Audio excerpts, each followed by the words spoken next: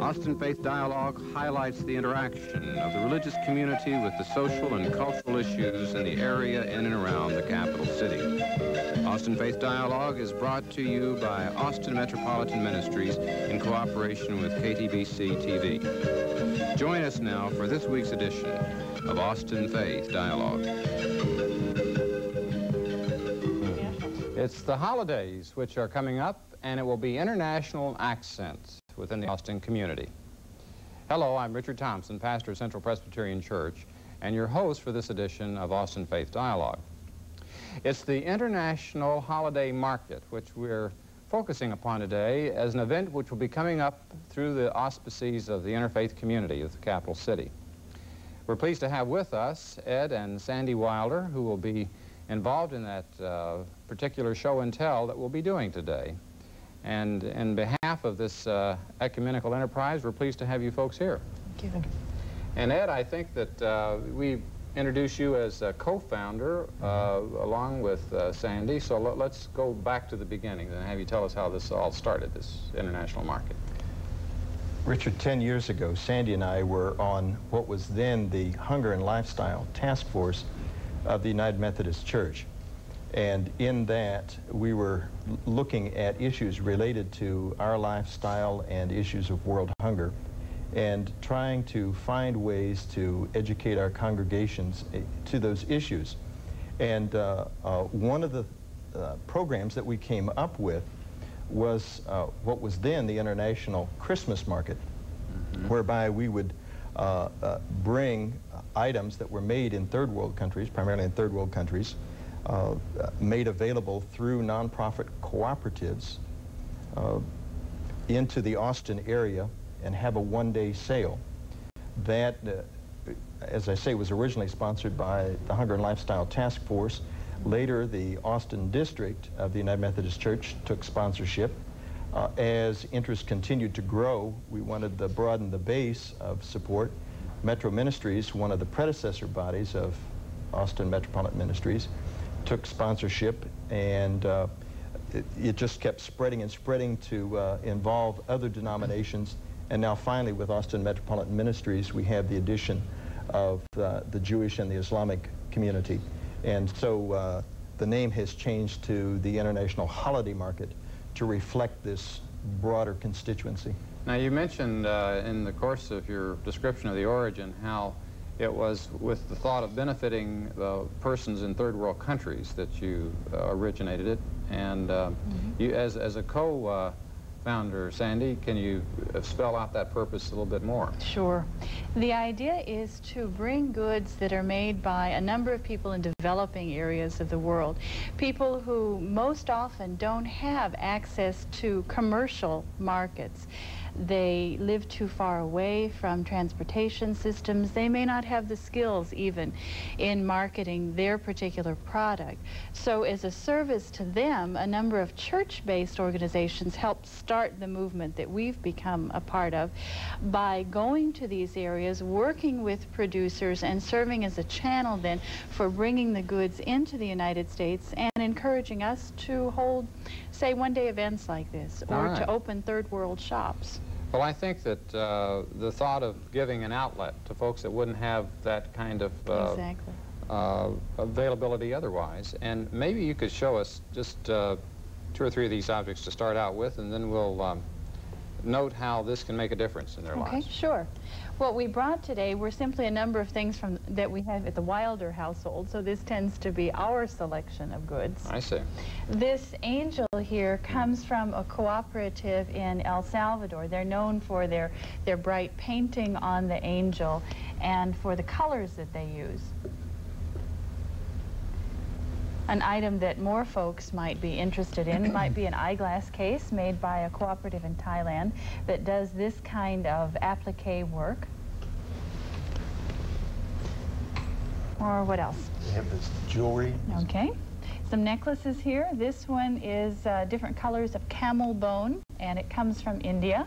Okay, now let's just focus for a moment on the 3 different areas of the world which have been represented by these 3 different objects. You started out with Puerto Rico? Nicaragua. Nicaragua. El Salvador. Oh, El Salvador, right. all right. So there's Latin America. The second one was from? It's from Thailand. Thailand, Southeast Asia, and India, also from an Asian country. Now, what would, for instance, people here in Austin would buy, you know, any one or several of these objects, and how would that money be translated into, you know, third world development? Just can you give us some examples of what these organizations represented by those objects do? The groups that we work with work, first of all, to make sure that the producer gets a fair wage. Whoever made the object on the other end then gets what he or she needs to live on, a fair return for the work, for instance, that they might have put into this angel. The other benefit is education of us here in the United States to become more aware of the conditions of some people, and how if we perhaps purchase through a channel that exploits these workers, we're not aiding international development, and our money is not doing the kind of good that it could. So we see not only the purchase but the education component as being important. You feel that, Ed, that the what's being done here is different than what could be done through a commercial outlet in terms of how the workers benefit from it? Those commercial outlets, that, you know, the traditional import-export business does certainly provide income in the local setting. What the cooperatives do is make possible for those workers to get a larger return for their effort. And also the cooperatives, the church-based cooperatives, offer or open up areas of the country that might not have had access to traditional import-export channels in order to market their goods. And many of these little cottage industries were in fact started by our mainline denominational churches as a way to develop the economy in a local area. Well, let's get concrete about that. Do you have something here that you know that was produced as a result of religious organizations' input in a third world country that helped start that particular enterprise? I can point to one here, this stole, which comes from Guatemala. I don't remember the name of the cooperative in Guatemala right at present, but the idea was to work with Christian people in underdeveloped communities to encourage the traditional skills that they had to produce an item which would sell, frankly, here in the United States. And this then is an expression of their cultural and artistic heritage, particularly designed for someone using it in a religious service here in the United States. And what was the organization in Guatemala that... I don't remember the name of that organization, but it is a Christian-based cooperative. Well, you know, one that I've heard about, I believe it was last year through Austin Metropolitan Ministries, there was a program on what was called Silk for Life. Yes. And that was through a place in Colombia that was, the thing that stuck in my mind was that the people there were being given an alternative to growing cocoa, which was, of course, being then used by the drug traffickers. It was an alternative to having to be dependent upon narcotics for their livelihood. And I think you've got an object here that you were showing me from that same group. This scarf here. Okay, that's a what they call Silk for Life. Right. It's raw silk. Beautifully woven. Sandy, you could probably say more about the cooperative and how they've made those connections. It's a wonderful partnership, which a lot of this represents. The persons in Colombia who grow coca, which is then turned into cocaine, often don't have or don't feel that they have any other economic alternatives for themselves and their families. But working in partnership with some persons in Wisconsin, they've discovered that not only is it more socially acceptable to grow mulberry leaves and feed silkworms, but also much more beneficial for their families. Their income goes up 6 to 10%. Oh, I see. They actually make more doing this. They make a lot more money. That's right. That's right. And then weavers in Madison, Wisconsin, will turn these the raw silk into scarves. Then I see. And we, as we purchase, complete the partnership. So that was not just something that was being done in Columbia, but had a co-worker operation here in the state. That's right. And the thing, too, I recall about that is like the silk industry was not indigenous to Columbia. Didn't they bring that in from Japan? Or, I mean, the international ramifications of this thing were mind-boggling to me when I heard it. And so when you brought this today, I was interested in that particular object. Let's take a look at we have several of the catalogs that these kinds of artifacts are highlighted in, and just give us a little bit of a summary of what those represent. All right. The catalogs come from a number of the organizations that we have ordered from in the past and have ordered from again this year. You see Silk for Life featured there. At present, their only product is the scarf, but who knows what the partnership will bring forth. There are also catalogs from Self-Help Crafts, which is a ministry of the Mennonite Church, from Serve, a program of the Church of the Brethren, from Pueblo to People, headquartered in Houston and working on partnership with Central American producers and the United States, Earth Care Paper Company, which represents a new avenue for us. As we've thought about responsible purchasing in terms of these items displayed on the table here, we've also begun thinking about what would it mean to purchase items that were beneficial to the environment also. And that is a new avenue we're moving in. Those goods in Earth Care Paper Company are represented here by this particular card, the one with the picture of the earth on it. And the other catalog feature then was from Co-op America, which has been a model for many of us at how to create an umbrella where a number of different organizations are featured. Cooperative America, you say? Co-op America, headquartered in Washington. Are there instances of that here? Not on this particular table, because that represents a new partnership this year. What you see are items from previous markets. So the extent to which you've got an ecological commitment, you're trying to offer an alternative to the usual products, because it's a way of saying, well, these cards, I guess, are on recycled paper. Is that the way that you show it, as well as the theme that's on there? It's done under a non-profit umbrella, and it gives people back here a chance to experience the holidays in a different way than just going to the store, sort of thing. That's right. One of the things, it's easy for us because we're a relatively affluent nation to have an attitude that it's my money, I can spend it the way I want. As you're well aware, there's a growing awareness that the way we spend our money, the things that we spend it on, the kinds of products that we buy, do in fact affect every corner of the globe, and that we need to be thinking more responsibly and more selectively in the way we use our economic resources. And the things that we've been doing with the third world countries and now expanding into the area of ecology just represent that growing consciousness of the ways in which we're interrelated with each other. Okay, the way in which what we do here impacts what's going on elsewhere that we're unconscious of most of the time. That's right. And this is a way of saying, let's be intentional about this and aware of that. That's right. Any other object here that you could use to illustrate that principle? There's some Christmas ornaments that we have that are just real delightful. There are items for sale that are in all price ranges, and these were nice, inexpensive things that are also very nice gifts.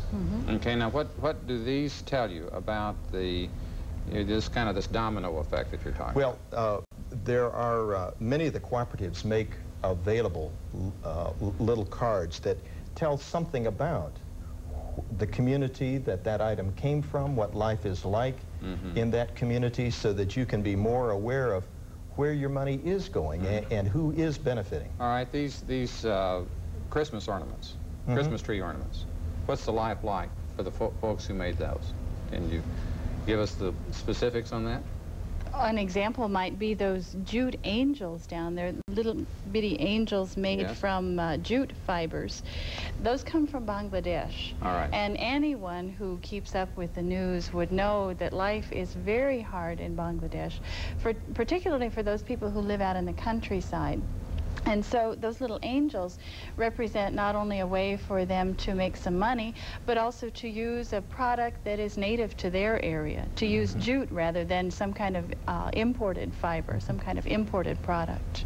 And it helps us feel connected to those people. You know, every time we hang our Christmas ornaments, in the Wilder family, we have a wide range of those. It just reminds us of the communities and the way in which, at least in a small way, we've been supportive of their life very directly and in a way that we know is helpful to them and not destructive. You know, that's really an interesting perspective, because I know in our home, and I'm sure in many of our viewers practice, to put the Christmas tree up is a ritual. And you take the objects that you put up there, especially if these have come from, say, a gift from somebody in the past, maybe an anniversary memento, and you hang that up there every year. You think not only of your anniversary that's being remembered, but of the people who remembered you. That's right. There's a lot of sentimental, I mean, it just is saturated with sentimentality of the best sort, I think, because each one of those means something to you. Or if you bought an object in a given place, it reminds you of that place. Now you're adding another dimension to it. You're saying if you put something like this on each year from Bangladesh, and you think of what you just talked about, you think of the people who are there, you think of just not only their poverty, but of this as being a positive way to go beyond that. You think of the materials that are indigenous to that country. I mean, there's just a whole association around a simple object. That's right. And I'm just kind of taking off from where you left off there. Well, we also, when we give these things as gifts then, if there's some material that's been provided by the cooperative, we include that in the package so that whoever we're giving that gift to becomes just a little bit more aware of life elsewhere in the world. And hopefully, when they look at that gift, they will be reminded, and they will be a little bit more conscious of the ways in which we right here in Austin, Texas are connected to people. So all around there's a little printed description of where this came from and what it means. In many of them, not in all of them, but in many of them. Or I'll write a note saying this was made in a cooperative in Bangladesh, or this was made, you know, by refugees, you know, in the Middle East. And let's, before we neglect it and miss it, I mean, this is one of the most important things to lift up for the public's awareness, and that is where this international market is going to be held and when. It will be on 2 days this year. On Saturday, November the 1st. No, Friday. That's right. Thank you. Friday, November the 1st. I'm getting so excited about the market, anticipating it already. From 1 to 8 p.m. and on Saturday, November the 2nd, from 9 a.m. to 3 p.m. The location this year is Northwest Hills United Methodist Church, which is on Hart Lane, right off of the far west exit from Mopac. Okay. It's an accessible building, all entry level, so we look forward to having a good crowd. And this is your 10th year. Our 10th year. And have you always had it in Methodist churches? I mean, is it been in other places as well? It is, and that's been part of the ecumenical venture. In the early days, it was, of course, only in Methodist churches, but as sponsorship has broadened, Gethsemane Lutheran, I know, hosted it 1 year. We've been out of town for a few years, so I'm not sure who all has hosted it in between, but it has rotated around among a number of churches. That's right. Even our storage space has been interfaith. We have borrowed some space from the Jewish Federation this year, for which we are very grateful, to store the items before then we set them out for the market. Well, let's take one more look here at some of the other things that we have, just to complete your storage that's right on this table. All right. What we've tried to do is bring different kinds of items. Some people will be attracted, say, to the jewelry, like this copper piece that comes from Kenya. Some people might be more attracted to household decorations, a bell from Mexico. Some people might be more attracted to something a little bit functional here. It's a pencil case from India, carved from Shesham wood. So the market will feature different kinds of items, household, toys, some clothing, decorative items. What is that now? This is one of your personal favorites. Right. Part of your llama collection. My little llama from Peru. This guy's from Peru. So we have a wide range of items, and we feel that there will be something there that will appeal to a number of people. We also feature greeting cards like this one from UNICEF. We're having cards from Extendicare, the after-school program here in Austin. So we do try to represent locally based groups to raise consciousness about their needs also. We've also featured items in the past from Native American cooperatives here in this country, and from Appalachian cooperatives here in this country. So you'll be doing that again this year? From all over the state? That's right. Just from all over. And of course the assortment varies from year to year just depending on what the producers have chosen to do. So even these items here on this table may not be in exactly that same form at this year's market. So we encourage folks to come look and be surprised. Well, I think that, you know, the holidays are supposed to be a season of surprise. I mean, giving gifts, part of the pleasure in it is to surprise folks with it. And I think that this may come as a surprise to people that may not have heard about it before. I suspect that your participants, your range of participation has grown over the years since you started 10 years ago. What has been the numbers that you can recall as far as anywhere between 300 and 400 people. And since this year's event will be a two-day one, we expect that the attendance will be even greater. Also, having evening hours will make it much more convenient for some people. And this is the first year we've been intentional in trying to invite, say, the Jewish community to come. So we did want to have the market not just on Friday, but also on Saturday for their greater convenience. And you have just 2 or 3 minutes left. I'd like for you to sit back for a minute and relax. Sure. And just free associate a little bit about what this has meant for the two of you. I suspect that your life is not the same. This is not just sort of, I would surmise, one project among a number that you've got going on in your life, but that this has meant something very special to you. Can you just give us the benefit of your thinking along that line?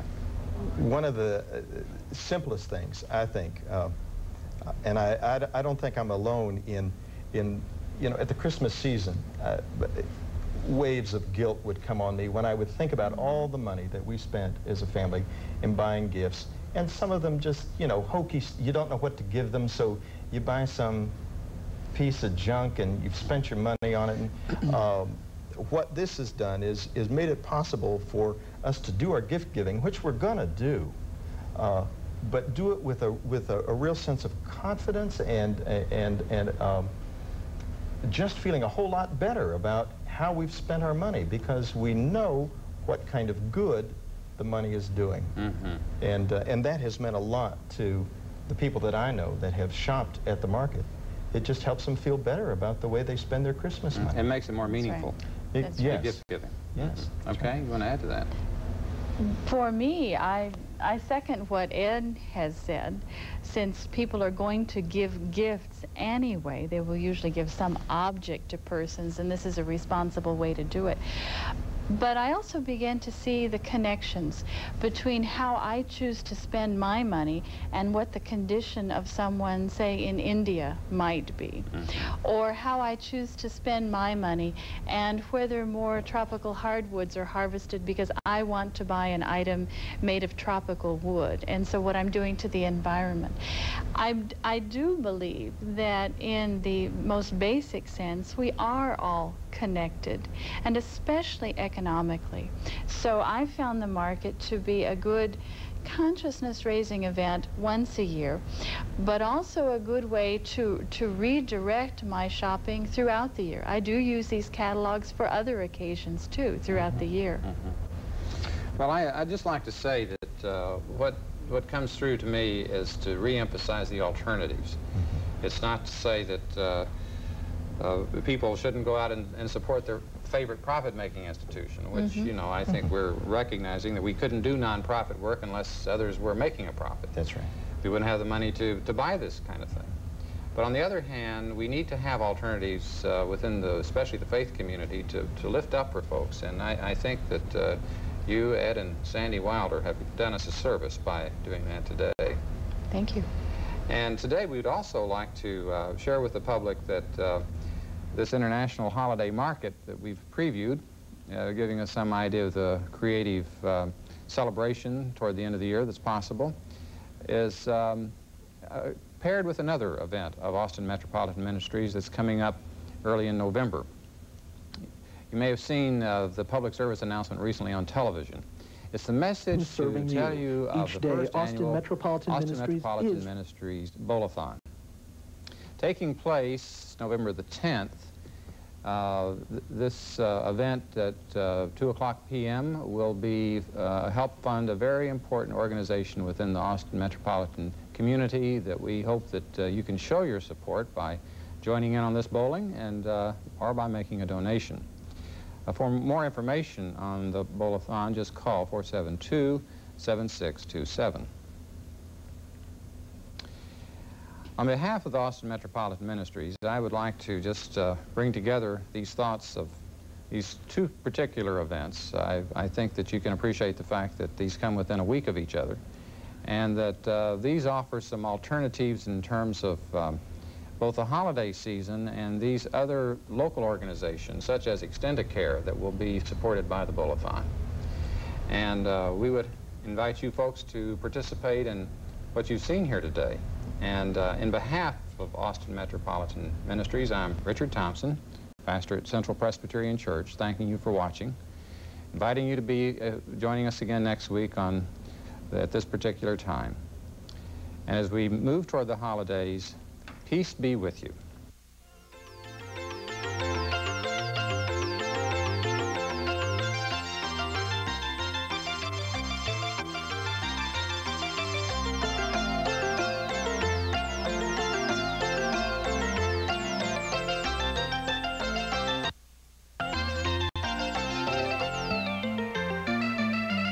For more information, call Austin Metropolitan Ministries at 472-7627.